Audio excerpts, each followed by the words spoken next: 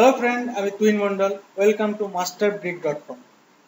Microsoft Word 2000 tutorial সেশনের এটি আমাদের সেকেন্ড ক্লাস এবং এই ক্লাসে আমরা শিখব মেনু বার সম্বন্ধে। এবং মেনু বারের ভেতরে যে ব্লকসগুলি আছে, ক্লিপবোর্ড, ফন্ট, প্যারাগ্রাফ, স্টাইল এবং এডিট। তো প্রথমে আমরা এই মেনু বার সম্বন্ধে জানব। সো ফ্রেন্ড, আমি প্রথমে একটা প্যারাগ্রাফ লিখছি। well to rand ওকে। তো ফার্স্ট আমরা ডিসকাস করব ক্লিপবোর্ড সম্বন্ধে। সো ক্লিপবোর্ড কি? ক্লিপবোর্ড মেনলি আমাদের যে সমস্ত ডকুমেন্টগুলোকে আমরা কাট কপি পেস্ট করি এবং তার একটা হিস্ট্রি থাকে এবং আমরা কাট কপি পেস্ট এখান থেকে করতে পারি। সো প্রথমে আমি একটা পেজ এক্সট্রা পেজ নিয়ে নেব। আপনি যদি কন্ট্রোল এন্টার মারেন তাহলে দেখবেন নতুন পেজ একটা অ্যাপিয়ার হয়েছে আমার স্ক্রিনে। অলরেডি দুটো পেজ আমার চলে এসেছে। ওকে, সো ক্লিপবোর্ড অপশনে প্রথমেই আমি আমার ফার্স্ট প্যারাগ্রাফটাকে আমি সিলেক্ট করছি এবং এখানে আমি কপি অপশনে যাচ্ছি। সো আমি সেকেন্ড প্যারাগ্রাফে গিয়ে আমি এটাকে পেস্ট করব। সো নাও সেকেন্ড প্যারাগ্রাফে আমি এলাম, তো এখানে এসে আমি এখানে পেস্ট। সো ফ্রেন্ড, আমার উপরে প্যারাগ্রাফ থেকে উপরে পেজ থেকে প্যারাগ্রাফটা আমার এখানে কপি হয়েছে এবং যদি আমি কাট করতে চাই আমি কাট করতে পারি। আমি এই প্যারাগ্রাফটাকে আমি সিলেক্ট করছি, সিলেক্ট করার পরে আমি কাট করলাম এবং কাট করার সঙ্গে দেখুন আমার সঙ্গে সঙ্গে এখানে একটা প্যারাগ্রাফ কমে গেল। সো নেক্সট পেজে গিয়ে আমি আবার এই প্যারাগ্রাফটাকে আমি পেস্ট করছি। ওকে, এন্ড এই হলো কাট কপি এবং পেস্টের কাজ। এবং এছাড়া একটা ইম্পর্টেন্ট জিনিস আছে, সেটা হচ্ছে ফরম্যাট পেন্ট। ফরম্যাট পেন্টের কাজ যেটা হচ্ছে, আমি কোনো ডকুমেন্টকে যদি কোনো ফরম্যাট দিয়ে থাকি, তো ব্যাকগ্রাউন্ড কালার এবং কোনো টেক্সট কালার দিয়ে থাকি এবং সেই ফরম্যাটগুলো আমার পরবর্তী যে প্যারাগ্রাফস আছে সেই প্যারাগ্রাফসে আমার সেম টু সেম কপি হয়। তো প্রথমে আমি এই দুটো প্যারাগ্রাফকে আমি এটি ফরম্যাট দেবো এবং এখানে আমি ব্যাকগ্রাউন্ড কালার দিচ্ছি গ্রিন এবং টেক্সট কালার দেবো আমি অরেঞ্জ। ওকে, আমি টেক্সট কালার অরেঞ্জ দিচ্ছি। সো ফ্রেন্ড, দেখতে পাচ্ছেন যে এটা আমার একটা ফরম্যাটিং দেওয়া হয়েছে এবং আমি যদি এখান থেকে ফরম্যাটিংটা কপি করি, সিলেক্ট দ্য ফরম্যাট পেন এবং আমি নেক্সট প্যারাগ্রাফে যাচ্ছি।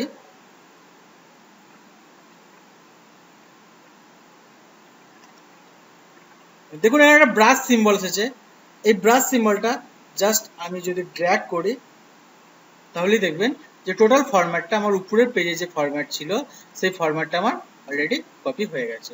দেখুন এই ফরম্যাটটা উপরে যে ফরম্যাট ছিল আমার ব্যাকগ্রাউন্ড কালার গ্রিন এবং টেক্সট কালার অরেঞ্জ, সেটা আমার অলরেডি হয়ে গেছে। এবং এছাড়াও দেখুন ক্লিপবোর্ড যে বাটনস আমি যদি ক্লিক করা হয় তো একটা মেনু খুলছে এবং সেই মেনু দেখুন আমি যে যে জিনিসগুলো কপি বা কাট করেছি সেগুলো আমার এখানে দেখাচ্ছে। আপনি যদি হিস্ট্রি ক্লিয়ার করতে চান তো এখান থেকে আপনি ক্লিয়ার হিস্ট্রি করে দিতে পারেন। ওকে, আর নাও ফন্ট। সো ফ্রেন্ড, আমি ডিলিট করছি।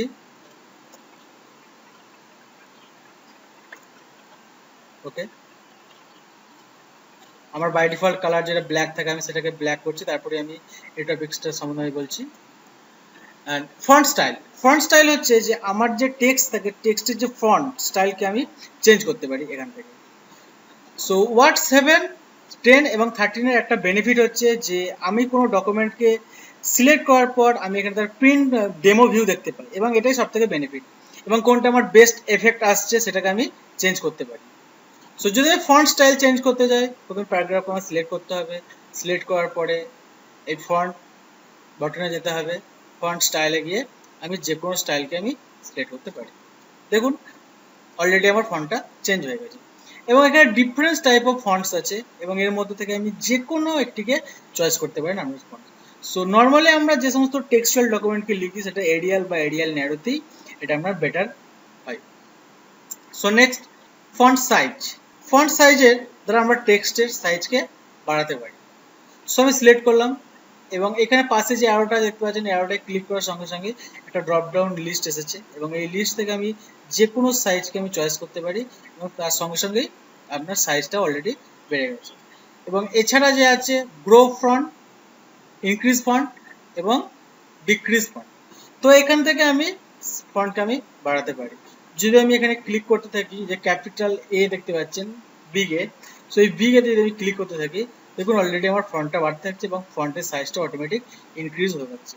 এবং আমি যদি ডিক্রিজ ফন্টে যদি ক্লিক করতে থাকি, তো দেখুন আমার ফন্ট সাইজটা ছোট হচ্ছে এবং এখান থেকে সাইজটাও আমার ছোট হয়ে যাচ্ছে। Bold, italic and underline. যদি আমি কোনো লেখাকে বোল্ড করতে চাই, সাপোজ এখানে পেজ, হেডার অ্যান্ড স্লাইডার যে অপশানটি আছে, এই তিনটে অপশানকে আমি যদি বোল্ড করতে চাই, তো আপনি দেখুন অলরেডি এটা বোল্ড হয়ে গেছে। ওকে, এবং আমি যদি এই লাস্ট লাইনটাকে ওয়ান ফ্রম ডিফারেন্স গ্যালারিজ, যদি এই লাইনটিকে আমি যদি ইটালিক করতে চাই, তো এটাকে আমি ইটালিক করতে পারি। এবং যদি আমি কোনো প্যারাগ্রাফের কোনো অংশকে আমি আন্ডারলাইন করতে চাই, তো আমি আন্ডারলাইন করতে পারি। প্রথমে সিলেক্ট করতে হবে, সিলেক্ট করার পর আন্ডারলাইন অপশানে যেতে হবে। দেখুন আন্ডারলাইন অপশানে যাওয়ার পর different type of underline options আছে এবং এখান থেকে আন্ডারলাইন্স কালার্স, প্রথমে একটা আন্ডারলাইন্স আপনি কালার চয়েস করে নেবেন। আমি একটা আন্ডারলাইন কালার নিলাম। তো কালার নেওয়ার পরে আমি এখান থেকে যে কোনো একটা আন্ডারলাইনকে মার্ক করতে পারি। তো দেখুন আমরা আন্ডারলাইনটা অ্যাজ সেম এসে গেছে। অ্যান্ড এছাড়াও আপনি আরও কিছু আন্ডারলাইন অপশান পাবেন। সো আন্ডারলাইনে যাবেন, আন্ডারলাইনে যাওয়ার পর মোর আন্ডারলাইন অপশান। সো এখান থেকে যে প্যানেলটা ওপেন হয়েছে, এই প্যানেলে আপনি এখানে ক্লিক করবেন। সো এই লিস্টের মধ্যে আপনি দেখতে পাবেন কিছু এক্সট্রা আন্ডারলাইন্স অপশান আছে। তো এখান থেকে আপনি সিলেক্ট করে সেটাকে আপনি অ্যাপ্লাই করতে পারেন আপনার টেক্সটে। নেক্সট আমাদের যে অপশানটি আছে সেটা হচ্ছে স্ট্রাইক থ্রু। আমরা যদি কোনো লেখাকে কোনো স্ট্রাইক থ্রু করতে চাই, স্ট্রাইক থ্রু মিনস আপনি যে লেখাটা সিলেক্ট করবেন, তো সেই লেখাটার উপরে একটা বর্ডার আসবে। সো আমি লেখাটা সিলেক্ট করার পর আমি স্ট্রাইক থ্রু অ্যাপ্লাই করেছি। সো দেখুন একটা টেক্সটের উপরে একটা দাগ এসেছে। তো এটাকেই বলা হচ্ছে স্ট্রাইক থ্রু। আর নেক্সট সাবস্ক্রিপ্ট অ্যান্ড সুপারস্ক্রিপ্ট। এবং সাবস্ক্রিপ্ট সুপারস্ক্রিপ্টের দ্বারা আমি যে রুটস এবং পয়ার যে জায়গাটা আছে সেই জায়গাটা আমরা মার্ক করতে পারি। সাপোজ আমি এখানে একটা এক্সাম্পল দিচ্ছি,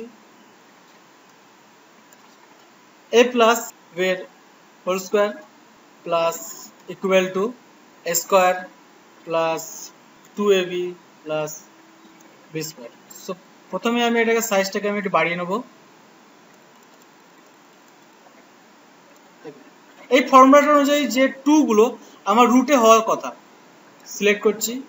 দেখতে পাচ্ছেন সুপারস্ক্রিপ্ট অপশন, সুপারস্ক্রিপ্টে ক্লিক করার সঙ্গে সঙ্গে দেখুন এই অপশনগুলো আপনার রুটে চলে যাচ্ছে। ওকে, এবং এইভাবে আমরা সুপারস্ক্রিপ্ট ইউজ করতে পারি। এবং এছাড়া যদি আমরা সাবস্ক্রিপ্ট ইউজ করতে চাই, H2SO4 যে ফর্মুলাটি আছে সেটাকে লিখলাম, আমি 2টাকে সিলেক্ট করছি এবং এটাকে সুপারস্ক্রিপ্ট করছি। Clear? And next font effect. এবং আমি যদি এর কোনো ফন্ট এফেক্ট দিতে চাই, তো আমি এইভাবে এফেক্টটা দিতে পারি, অ্যাপ্লাই করতে পারি। সাপোজ আমি এই প্যারাগ্রাফটিকে সিলেক্ট করলাম, আমি ফ্রন্ট এফেক্টে গেলাম এবং ডিফারেন্ট টাইপ অফ দেখুন এফেক্টস আছে। যেমন for example outline, shadow, reflection, glow, different type of.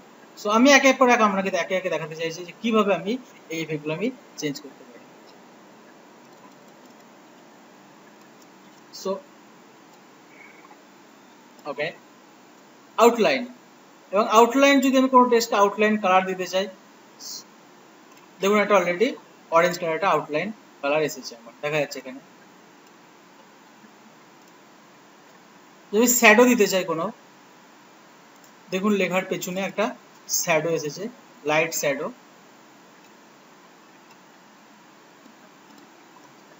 যদি রিফ্লেক্ট করতে চাই, দেখুন আমার শ্যাডোটা রিফ্লেক্ট হচ্ছে। এবং যদি গ্লো করতে চাই, সো অলরেডি আমার গ্লো হচ্ছে। তো এইভাবে আমরা মাইক্রোসফট ওয়ার্ড 2013 এর ফন্টকে, টেক্সটকে আমরা এইভাবে এফেক্ট দিতে পারি। আর next colour, font colour and highlight colour. যে ক্যাপিটাল এ দেখতে পাচ্ছেন, এই ক্যাপিটাল এ তে গিয়ে আপনি যদি কোনো ফন্টকে চয়েস করতে চান এবং সেটা কালার দিতে চান, জাস্ট ক্লিক করবেন, তাহলে দেখুন ফন্ট কালারটা চেঞ্জ হয়ে যাচ্ছে। এবং ফন্ট কালার চেঞ্জ করতে গেলে সিলেক্ট করতে হবে এবং এখান থেকে গিয়ে এনি মোর কালার চয়েস করুন, দেখুন হয়ে যাবে। এবং এটাকে যদি আপনি বাই ডিফল্ট কালার আমাদের ব্ল্যাক থাকে, ব্ল্যাক রাখলে অটোমেটিক যে অপশন আছে অটোমেটিক ক্লিক করলেই দেখুন বাই ডিফল্ট কালারে চেঞ্জ হয়ে যাচ্ছে।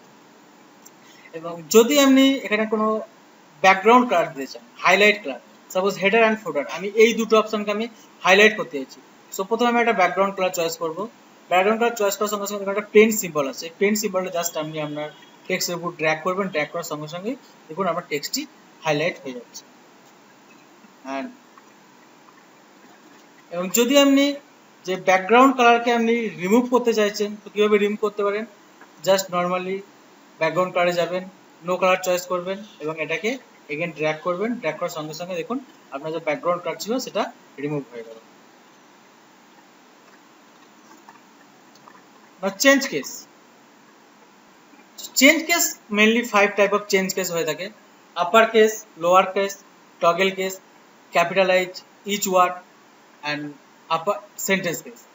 সো নর্মালি দেখুন আমার যে প্যারাগ্রাফটা লেখা আছে এটা সেন্টেন্স কেস ফরম্যাটে লেখা আছে,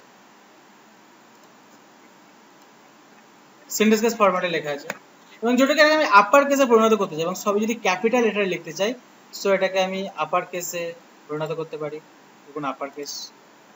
যদি এটা আমি লোয়ার কেস করতে চাই তো সিলেক্ট করলাম, সিলেক্ট করার পর লোয়ার কেস অপশন, দেখুন সবই এখন স্মল লেটার হয়ে গেছে এবং এখানে কিছু স্পেলিং এবং গ্রামার মিস্টেক আসছে। এবং যদি আমি টগল কেস করতে চাই, টগল কেস করতে পারি। তো টগল কেস হচ্ছে,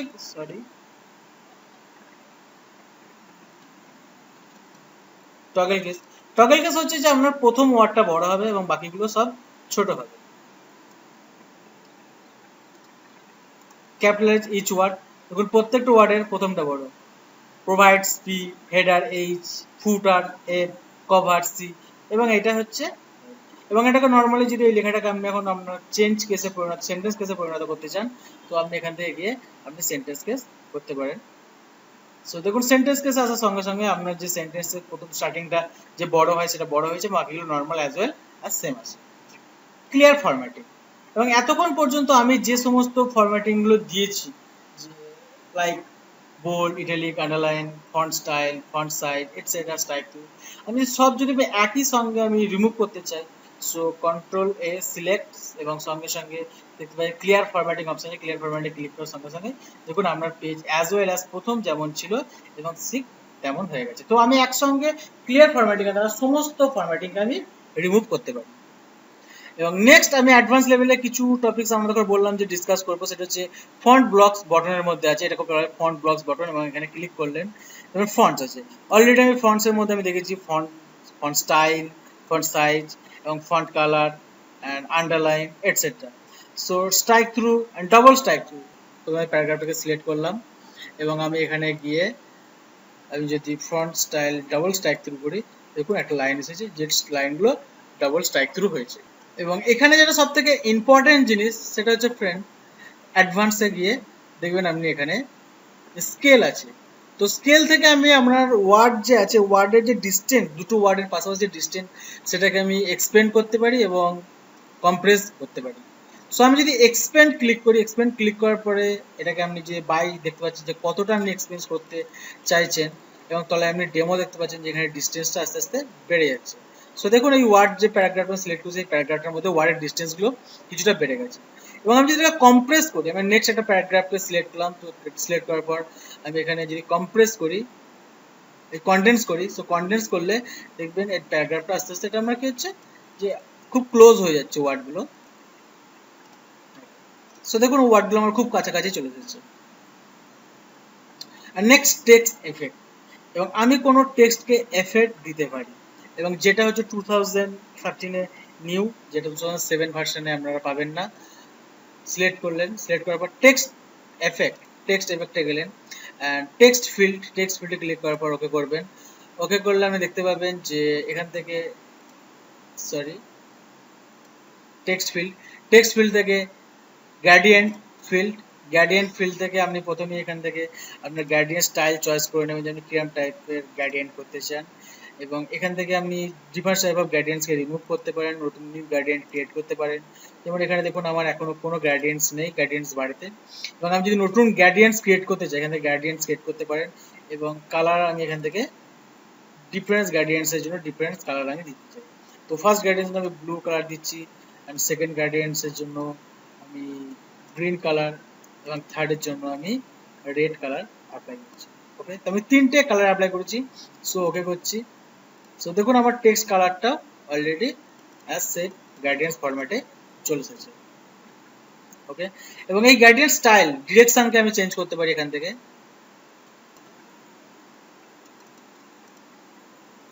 এই যে গ্রেডিয়েন্ট ডিরেকশন আছে, ডিরেকশন থেকে আপনি চয়েস করতে পারেন দেখুন, এবং গ্রেডিয়েন্ট ডিরেকশন আমি চেঞ্জ করে দিতে পারি। সো ফ্রেন্ড, নেক্সট আমরা যেটা ডিসকাস করব সেটা হচ্ছে প্যারাগ্রাফ। সাপোজ আমি যদি কোনো সিরিজ লিখতে চাই, like Bengali,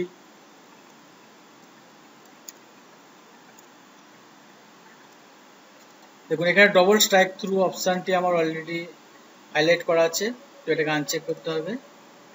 Bengali, English, math, history, geography, এবং এই যে আমি সাবজেক্টগুলো লিখেছি এই সাবজেক্টগুলোকে আমি যদি একটা বুলেটস দিতে চাই, তো আমার এখানে প্যারাগ্রাফসের মধ্যে বুলেটস অপশন আছে, বুলেটস অপশনে গিয়ে আমি একটি বুলেট চয়েস করে নিতে পারি যে কোনো ধরনের। সো দেখুন আমি যদি নেক্সট লাইনে বুলেট না রাখতে চাই তাহলে আমি নেক্সট এন্টার, দেখুন বুলেটস অটোমেটিক উঠে গেল। এবং আমি আবার যদি বুলেটস অ্যাপ্লাই করতে চাই তাহলে সিলেক্ট করতে হবে এবং different type of bullets choice করতে পারি, এবং আমি লিখছি HTML, CSS, জাভা, এটসেট্রা। ওকে, আর নেক্সট নাম্বারিং, এবং এই যে বুলেট ফরম্যাটিংটা আছে, বুলেট ফরম্যাটিংটাকে আমি যদি চাই যে নাম্বারিং ফরম্যাটিং এ চেঞ্জ করতে, সো আমি এখান থেকে নাম্বারিং দেখুন আছে different type of numeric number bracket, italic number, alphabetic number and small alphabetic. Okay, so এখান থেকে আমি চেঞ্জ করতে পারি। and next multi level list, and this is very important. and multi level list হচ্ছে যখন আপনি কোনো একটি লিস্টের ভিতরে অন্য লিস্ট বানাতে চান, সো তখন আপনাকে মাল্টি লেভেল লিস্টের ইউজ করতে হবে। সাপোজ আমি এখানে লিখছি ওয়ার্ল্ড, প্রথমে মাল্টি লেভেল লিস্টটাকে আমি সিলেক্ট করছি। ওকে, আমি লিখছি ওয়ার্ল্ড, ওয়ার্ল্ডের ভেতরে আমি লিস্ট বানাতে গেলে যদি বানাতে চাই তাহলে সাব মেনু করতে চাই, সাব লিখতে চাই, তাহলে আমাকে ট্যাব দিতে হবে। ট্যাব দেওয়ার সঙ্গে সঙ্গে দেখুন 1 হয়ে গেল, এবং এখানে আমি লিখছি এশিয়া, আফ্রিকা, ইউকে, ইউএসএ। যদি আমি এশিয়ার ভেতরে কোনো কান্ট্রিজকে লিখতে চাই, সো আপনি এন্টার ট্যাব মারলে দেখুন অলরেডি আমার এটা মুভ করছে। তো এখানে লিখতে হবে ইন্ডিয়া, পাকিস্তান, শ্রীলঙ্কা, এবং আমি ইন্ডিয়ার ভেতরে যদি আবার কোনো কিছু নেক্সট লেবেল করতে চাই, তো এখানে আমি লিখতে পারি WB, ইউপি, এবং আমি WB-র ভেতরে যদি কিছু লিখতে চাই, সো আমি লিখতে পারি এখানে ট্যাব মারবেন সরে যাবে কলকাতা, বারডওয়ান। এবং আমি এই লিস্ট থেকে যদি আমি ব্যাকে ফিরে যেতে চাই, ব্যাকে যাওয়ার জন্য আপনাকে শিফট ট্যাব প্রেস করতে হবে। শিফট ট্যাব প্রেস করলে আপনি ব্যাকে ফিরে যাবেন। দেখুন আমি আবার 2 নম্বর চলে এসেছি। সাপোজ আমি এখানে লিখছি অস্ট্রেলিয়া। ওকে, সো এইভাবে আমরা মাল্টি লেভেল লিস্ট ইউজ করতে পারি, এবং মাল্টি লেভেল লিস্টের মধ্যে যে নাম্বারিং ফরম্যাটটা আপনি ডিফারেন্ট টাইপ অফ করতে পারেন, এখান থেকে গিয়ে আপনি যে কোনো ডিফারেন্ট টাইপ অফ আপনি লিস্ট বানিয়ে নিতে পারেন। ওকে, নেক্সট ডিক্রিজ অ্যান্ড ইনক্রিজ। যদি কোনো প্যারাগ্রাফকে আমরা ডিক্রিজ এবং ইনক্রিজ করতে চাই তাহলে আমরা এইভাবে ডিক্রিজ এবং ইনক্রিজ করতে পারি। এই যে প্যারাগ্রাফটা লিখেছি, ফার্স্ট প্যারাগ্রাফটাকে আমি যদি যে মার্জিন আছে আমার মার্জিন থেকে আমি যদি মুভ করতে চাই, তো আমি এখানে যদি ডিক্রিজ করি তো দেখুন প্যারাগ্রাফটা আমার লেফট সাইড রাইট সাইডে মুভ করছে, এবং এই প্যারাগ্রাফটাকে আমি যদি লেফট সাইডে আনতে চাই এবং আমি এখান থেকে লেফট সাইডে আনতে পারি। শর্ট, দেখুন শর্টিং মেইনলি 2 ধরনের হয়ে থাকে, আমরা নিউমেরিক নাম্বার এবং টেক্সচুয়াল নাম্বার এই দুটোকে আমরা শর্টিং করতে পারি। Suppose A D G D T V I Z K R O. দেখুন এই যে নাম অ্যালফাবেটিক লেটারগুলো আমি লিখেছি, তো এগুলো এখন মানে হ্যাপাজার্ডলি হয়ে আছে। এটাকে যদি আমি অ্যাসেন্ডিং অর্ডারে সাজাতে চাই, তো এর জন্য আমাকে শর্ট অপশনে যেতে হবে। শর্ট অপশনে গিয়ে দেখুন অলরেডি টেক্সট সিলেক্টেড হয়ে গেছে, এটা একটা টেক্সট বলে, এবং অ্যাসেন্ডিং এবং ডিসেন্ডিং আছে। আমি যদি অ্যাসেন্ডিং করি তো দেখুন এটা এ টি জি আই আমার ডিকশনারি অনুযায়ী সাজিয়ে গেছে। যদি আমি ডিসেন্ডিং করতে চাই তো এটাকে জেড থেকে সাজিয়ে যাবে। এবং এর সঙ্গে সঙ্গে আমি নিউমেরিক নাম্বার, এই অ্যালফাবেটিক নাম্বার ছাড়া নিউমেরিক নাম্বারকেও আমরা শর্ট করতে পারি। সাপোজ 100, 20, 89, 56, 78, 12, 1000। সো এই যে আমরা নিউমেরিক নাম্বারগুলো লিখেছি, সিলেক্ট করলাম অ্যান্ড শর্ট, এবং সঙ্গে সঙ্গে দেখুন নাম্বারটা চেঞ্জ হয়ে গিয়ে এখান থেকে আমার নিউমেরিক নাম্বার হয়ে গেছে। আর এটাকে অ্যাসেন্ডিং অর্ডারে সাজালে দেখুন 12, 20, 56, 78, 89, 100, 1000 হয়ে গেছে।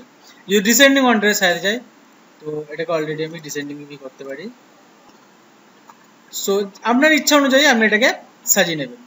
অ্যান্ড অ্যালাইনমেন্ট, যখন আমরা কোনো টেক্সটকে লিখে থাকি, সো সেই টেক্সটটাকে আমরা কিভাবে অ্যালাইনমেন্ট সেট করব, সেটা আমরা এই অ্যালাইনমেন্ট টুল থেকে করতে পারি। সাপোজ আমি লিখছি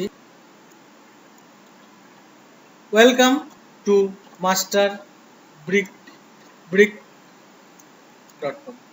সো এই যে টেক্সটটা লিখেছি এটাকে আমি সিলেক্ট করে দেখুন এখন লেফট অ্যালাইনমেন্ট সিলেক্ট হয়ে আছে, তো লেফট আছে। যদি আমি রাইট সাইডে করতে চাই রাইট সাইডে হবে। যদি আমি সেন্টার করি তো লেখাটা সেন্টারে আসতে পারে। যদি জাস্টিফাই করি, জাস্টিফাইটা আপনাকে আমি এখানে ভালো করে বোঝাতে পারবো। সিলেক্ট করলাম, সিলেক্ট করার পর দেখুন জাস্টিফাই করছি, তো চারিদিকটা এর সমান হয়েছে, প্রত্যেকটা দিকটা সমান হয়ে আছে। এবং যখন আমরা কোনো ডকুমেন্টকে প্রিন্ট করতে চাই তো প্রিন্ট করতে গেলে আমরা এটা এইভাবেই করতে পারি।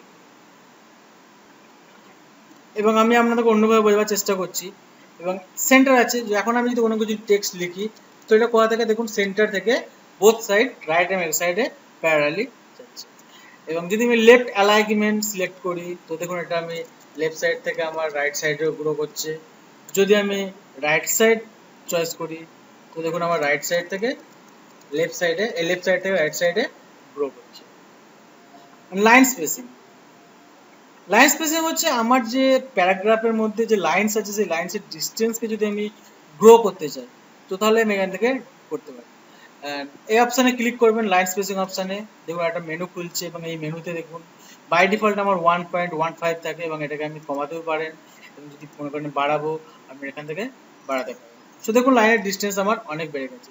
সো ফ্রেন্ড আমি এটাকে বলবো আপনাদের, যখন আমরা প্রিন্ট আউট কোনো ডকুমেন্ট করি, সাপোজ কোনো পেজের লাস্ট অংশটা পেজের মধ্যে আসছে না, প্রিন্ট করতে অসুবিধা হচ্ছে, তো তখন আমরা এখান থেকে লাইন স্পেসিং কমিয়ে দিতে পারি, কমিয়ে সেটাকে আমরা সেম পেজের মধ্যে এনে আমরা প্রিন্ট করতে পারি। অ্যান্ড সেটিং কালার, সো আমি এখানে অলরেডি আগে দেখিয়েছি একটা highlights colour and font colour and now settings. So আমি তিনটের মধ্যে ডিফারেন্সটা আপনাদের করে দেখাবার চেষ্টা করব। সো প্রথমে আমি একটা কালার চয়েস করব যেটা হচ্ছে সেটিং কালার, সেট কালার। তো আমি এটা একটা সেট কালার অ্যাপ্লাই করব। অ্যান্ড সেট কালারের পর আমি যদি কোনো লেখাকে হাইলাইট করতে চাই, এখান থেকে আমি একটা কালার নিলাম, সেটা হচ্ছে হাইলাইট কালার। ওকে, এবং আমি যদি কোনো লেখাকে text colour, font colour change করতে চাই তাহলে আমি এটাকে এইভাবে করতে পারি। সো আশা করছি ফ্রেন্ড আপনারা বুঝতে পেরেছেন যে সেট কালার জিনিসটা কি। দেখুন এটা পুরো একটা সেটের মধ্যে রাখা হয়েছে এটাকে। নেক্সট,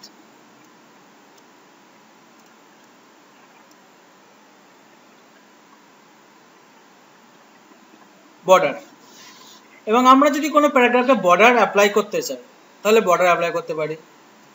প্যারাগ্রাফটাকে সিলেক্ট করলাম, সিলেক্ট করার পর আপনি বর্ডার অপশানে যাবেন, বর্ডার অপশানে গিয়ে বটম বর্ডার, আমি বটম বর্ডার অ্যাপ্লাই করলাম।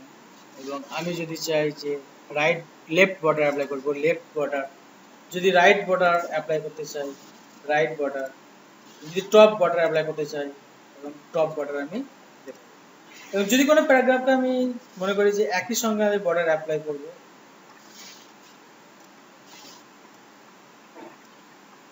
সো এখান থেকে গিয়ে আপনি প্রথমে আপনি বর্ডারসে যাবেন, বর্ডারসে গিয়ে অল বর্ডার্স, দেখুন অল বর্ডারসে ক্লিক করার সঙ্গে সঙ্গেই আমার সমস্ত বর্ডার্স হচ্ছে। যদি বর্ডার্স আপনি রিমুভ করতে চান, সিলেক্ট করবেন, সিলেক্ট করার পর এখানে দেখুন রিমুভ বর্ডার, নো বর্ডারে ক্লিক করার সঙ্গে সঙ্গে দেখুন আমরা বর্ডারটা রিমুভ, ওকে। এবং নেক্সট একটা অপশন দেখতে পাচ্ছেন যেটা হচ্ছে শো অ্যান্ড হাইড। এবং যে প্যারাগ্রাফ আমরা লিখি, প্যারাগ্রাফের মধ্যে কোথায় এন্টার এবং কোথায় পেজ দেওয়া হয়েছে সেটাকে মার্ক করার জন্য আমরা শো হাইড অপশনকে ইউজ করতে পারি। সাপোজ আমি এখানে কিছু ব্ল্যাঙ্ক পেজ দিলাম এবং এখানে এন্টার অ্যাপ্লাই করলাম এবং এখানে পেজ দিলাম, এখানে এন্টার অ্যাপ্লাই করলাম। সো আমি কিছু এখানে ব্ল্যাঙ্ক পেজ এবং এন্টার অ্যাপ্লাই করেছি, এটাকে সিলেক্ট করলাম। সিলেক্ট করার পর যদি আমি শো হাইড অপশনে ক্লিক করি, সো দেখবে যে আমি যে জায়গায় এন্টার অ্যাপ্লাই করেছি সেখানে একটা সিম্বলস আছে, যেখানে ডটেড ইউজ আছে সেখানে আমার পেজ দেওয়া হয়েছে এটা। এবং এটাকে যদি রিমুভ করতে চাই, সো আপনি এখানে জাস্ট শো অ্যান্ড হাইড অপশনে ক্লিক করবেন, ক্লিক করার সঙ্গে সঙ্গে দেখবেন এটা রিমুভ হয়ে গেছে। আর নেক্সট প্যারাগ্রাফ ব্লকস এর মধ্যে এবং আমি কিছু দেখাতে চাই, যেটা হচ্ছে যে আমার এখানে আপনি সবই দেখেছেন, অ্যালাইনমেন্ট, ইন্ডেন্টেশন, স্পেসিং আপনি অ্যাপ্লাই করতে পারেন। এবং স্পেসিং এর, লাইন স্পেসিং এর একটা ইম্পর্টেন্ট পার্ট আছে, যে যখন আমি লাইন স্পেসিং অ্যাপ্লাই করি, তো নর্মালি